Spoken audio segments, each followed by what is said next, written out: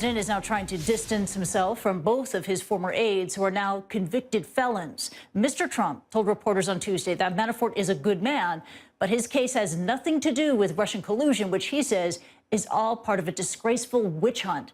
Meanwhile, the attorney for Michael Cohen suggests that the president's longtime fixer could still have damaging information for the Russia investigation. He also said that the president needs to own up to his actions. There is no factual dispute. Mr. Trump's lawyers said he directed Michael Cohen to make that payment.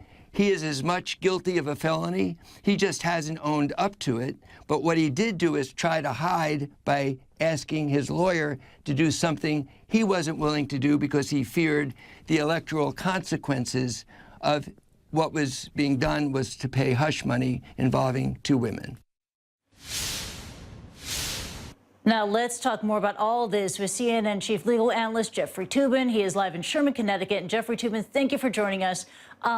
Michael Cohen's lawyer suggesting just then that if those payments were a crime for Michael Cohen, then why wouldn't they be a crime for Donald Trump? So what's next for Trump? Could he be prosecuted?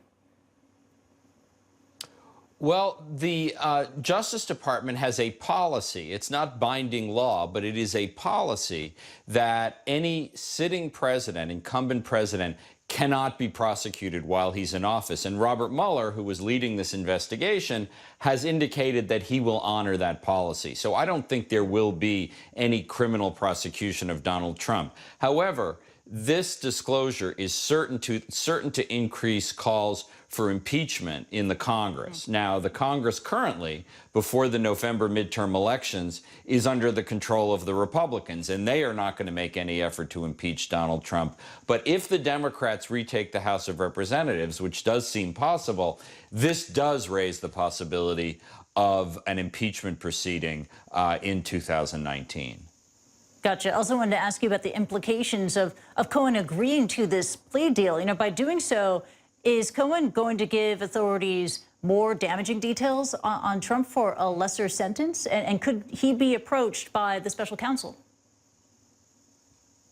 Well, Lanny Davis, one of his lawyers, just said on CNN that he will cooperate with Robert Mueller. He will cooperate with all other investigations, and Davis suggests give incriminating information about Donald Trump to any official governmental body that asks. Now, it's important to point out that the Trump forces are already accusing Michael Cohen of being a liar, of someone who has lied in the past, admitted it, and who is now lying to try to save his own skin and get a lighter sentence.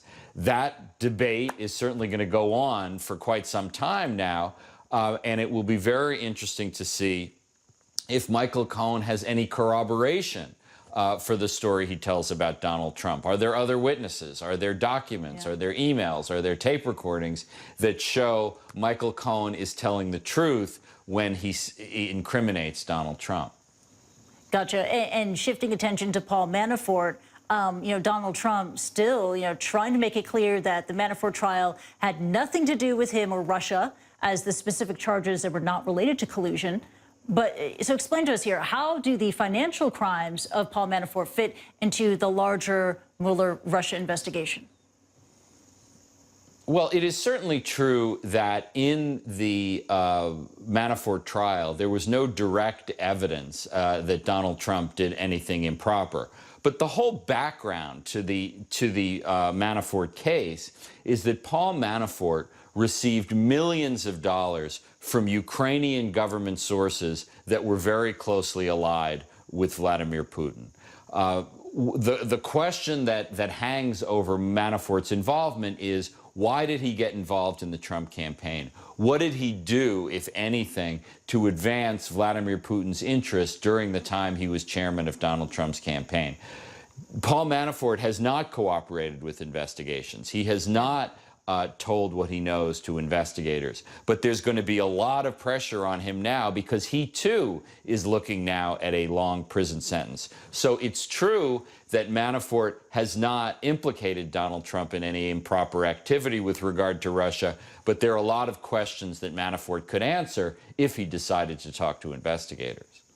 Yeah, gotcha. And as we track the outcome of these two very separate cases, are you surprised that the case involving, Stormy Daniels and the hush payments and Michael Cohen, that has progressed so much faster than the Russia probe? The answer of whether I'm surprised every day at what goes on in this case and with this administration. I mean, there are a lot of moving parts in this investigation. There is illegal activity potentially regarding campaign contributions, as the Stormy Daniels case illustrates. There is the investigation of Russia and its involvement in the 2016 campaign. There is the investigation of whether Donald Trump obstructed justice when he fired James Comey, the director of the FBI. All these questions are still swirling around. The one thing that is clear is that yesterday was the worst day of Donald Trump's presidency, and it only opens the door to more disclosures and more investigations, and we'll see where those go. Well,